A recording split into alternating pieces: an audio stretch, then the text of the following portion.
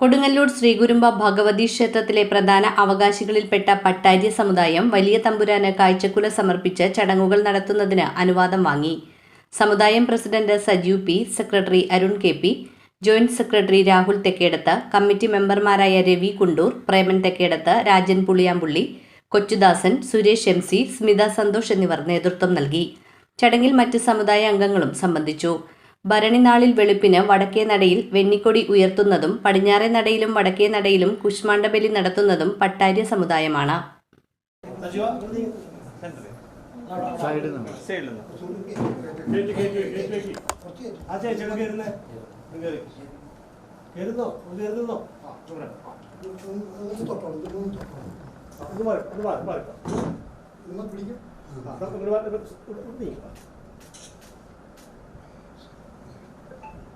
താഴെ വെക്കാൻ പിടിക്കാൻ പറ്റില്ല. എല്ലാവരും കൂടി കിട്ടിയല്ലോ. വരും.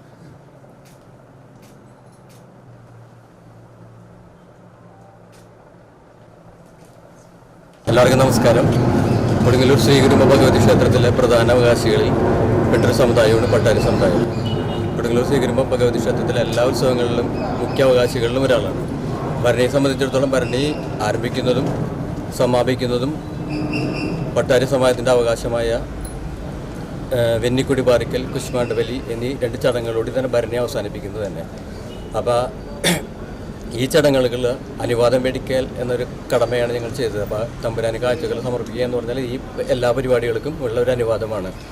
അപ്പോൾ ഇന്നെല്ലാം വന്നിരിക്കുന്ന എല്ലാവർക്കും പട്ടാര്യ സമുദായത്തിൻ്റെ വക എല്ലാ ആശംസകളും, കൂടാതെ ഈ ഭരണി നല്ല സുമംഗളമായി അവസാനിപ്പിക്കട്ടെ എന്ന് പട്ടാര്യ സമുദായത്തിൻ്റെ വക ആശംസിക്കുന്നു.